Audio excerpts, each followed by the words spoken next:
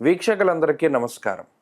మార్చి నెలలో ద్వాదశ రాశుల వారికి ఏ విధమైనటువంటి ఫలితాలు కలగబోతున్నాయో ఈ వీడియో ద్వారా తెలుసుకునేటువంటి ప్రయత్నం చేద్దాం.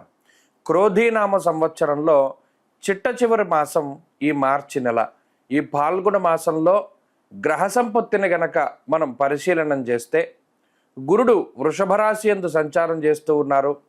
మిథునమందు కుజుని యొక్క సంచారము కొనసాగుతూ ఉన్నది. కన్యారాశి యందు కేతుగ్రహం సంచారాన్ని ఆయన కొనసాగిస్తూ ఉన్నారు.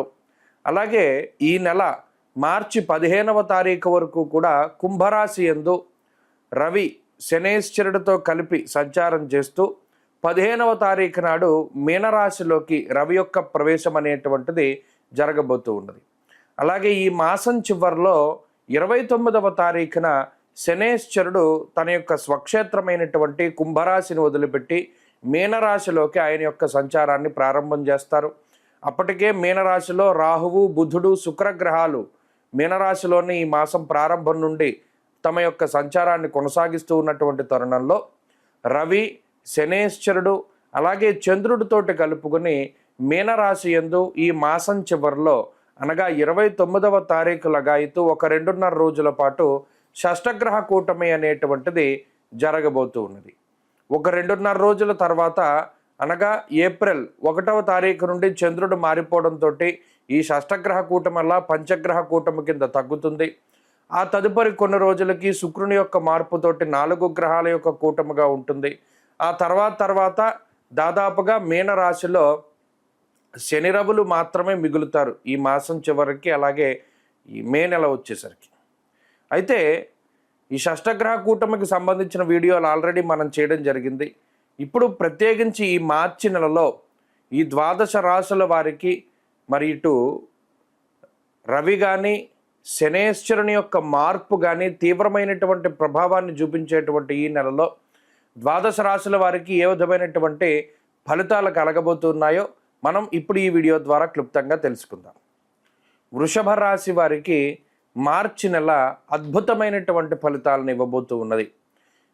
ఈ రాశి వారికి లాభస్థాన స్థిత రాహువు, శుక్రుడు, బుధుడు, అలాగే ఈ మాసంలో రవి దశమంలోనూ ఆ తదుపరి ఏకాదశంలోనూ, మాసాంతంలో శనేశ్వరుడు ఏకాదశ స్థానమందు, చంద్రుడు ఏకాదశ స్థానమందు, దాదాపుగా గోచార రీత్యా 70 నుండి 80% వరకు గ్రహాలన్నీ యోగించేటువంటి స్థితిలో వృషభ రాశి వారు ఉన్నారు.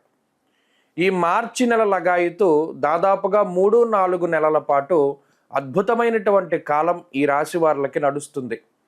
ప్రత్యేకించి లాభస్థాన స్థిత గ్రహాలుగా ఏవైతే ఉన్నాయో, అలాగే రవి కానీ, శని కానీ, రాహువు కానీ, ఈ 3 నైసర్గిక పాపగ్రహాలు కూడా లాభస్థానంలో ఉండడం వల్ల ఊహించినటువంటి అవకాశాలు, గతంలో కోల్పోయినటువంటి అవకాశాలు, లేదా ఎప్పటి నుండో ఎదురు చూస్తూ ఉన్నటువంటి ఫలితాలు, ఇవన్నీ కూడా ఆకస్మికంగా సంభవించేటువంటి పరిస్థితులు వృషభ రాశి వారికి ఉంటాయి. జన్మగురుని యొక్క దోషం ఉన్నప్పటికీ, ఈ మాసంలో 2వ స్థానంలో కుజ సంచారం ఉన్నప్పటికీ, ఈ 2 గ్రహాలే కొంత ప్రతికూల మిశ్రమమైనటువంటి ఫలితాలు ఇస్తూ ఉన్నప్పటికీ, మిగతా గ్రహాలన్నీ కూడా తమ యొక్క శక్తికి తగ్గట్టుగా లాభస్థాన స్థిత ఫలితాలు ఇవ్వడం అనేటువంటిది మనం ఇంతవరకు చూడనటువంటి విషయం. ఎందుకంటే ఈ మధ్య కాలంలో లాభస్థానంలో 6 గ్రహాల యొక్క స్థితి ఉండడం అనేటువంటిది మనం చూడలేదు. అందులోనూ రవి, రాహు, శనేశ్వరులు ఆ 3 గ్రహాల కలయికే చాలా రేరు. శని రాహువులు ఎప్పుడుకో కానీ కలవరు, వారితో రవి కూడా ఎప్పుడుకో కానీ కలవరు. ఆ 3 గ్రహాలు లాభస్థానంలో ఉన్నాయి అంటే ఒక రకమైనటువంటి యోగం పట్టేటువంటి సందర్భంలో మాత్రమే ఆ గ్రహాలు అనేటువంటివి అలా కూడడం జరుగుతుంది. మరి ఇదంతా గోచార ప్రక్రియ. ఈ గోచారంలో 70-80% చాలా బలవత్తరమైనటువంటి శుభ ఫలితాలు వస్తూ ఉన్నప్పుడు, జాతకంలో దశాంతర్దశలు కూడా బాగుంటే వృషభ రాశి వారికి నిజంగా లక్ష్మీయోగం పట్టినట్టే లెక్క. ఎందుకంటే లాభస్థానమందు ఉన్నటువంటి రాహుగ్రహం గోవా జిగజ్జి సంఘానాం క్షీరాన్నాది సుభోజనం అన్నది శాస్త్రం. అలాగే లాభస్థానమందు ఉన్నటువంటి రవిగ్రహం కూడా అర్ధంచ స్వకులాచార గృహే నిత్యోత్సవ శుభం అన్నారు. ధనధాన్యాభివృద్ధించ అన్నారు. ఇక్కడ ఎటు చూసినా ఆర్థికాభివృద్ధిని ప్రధానంగా ప్రస్తావన చేస్తూ వచ్చారు ఋషులు. అలాగే ఆర్థిక లాభంతో పాటుగా ఆరోగ్యాన్ని కూడా ఇచ్చారు. అర్ధసిద్ధి సదారోగ్య అన్నారు.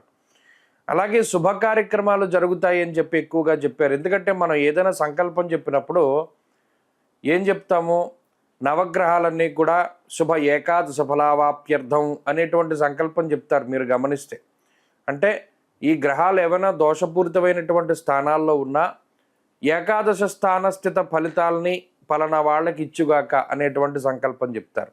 మరి నిజానికి అలాంటి ఫలితమే మనకి ఈ వృషభ రాశి వారికి వస్తుంది. కాబట్టి ఎటు చూసుకున్నా వీరికి ఆయా రంగాల్లో ఎదుగుదల అనేటువంటిది గోచరిస్తుంది. అంతేకాక ఆర్థిక ఆరోగ్యాభివృద్ధి, శుభ కార్యక్రమాలు జరగడం, ఉన్నత ఉద్యోగ ప్రాప్తి, ఉన్నత అధికార పదవీయోగ ప్రాప్తి, ఉద్యోగమందు ప్రమోషన్లు, లేదా ఆశించినటువంటి చోటికి ట్రాన్స్ఫర్లు, లేదా సంతానోత్పత్తి జరగడము, వంశాభివృద్ధి జరగడం ఇత్యాది విషయాలన్నీ కూడా ఈ రాశి వారిలో జరగడానికి అవకాశం ఉన్నది. ఎటు చూసినా కూడా ఆనందదాయకమైనటువంటి వాతావరణం ఉండడం, కుటుంబ సభ్యులు తోబుట్టువులు ఎవరితోనైనా సరే మంచి కాలాన్ని గడుపుతూ ఉండడం, ఇలా వృషభ రాశి వారికి చాలా అద్భుతమైనటువంటి ఫలితాలు ఈ మార్చి నెలలో గోచరిస్తూ ఉన్నాయి. కాబట్టి అన్ని విధాలుగా కూడా ఇది చాలా గొప్ప మాసము. మనం ఎంత చెప్పుకున్నా ఈ మాటలే మనకి వస్తూ ఉంటాయి.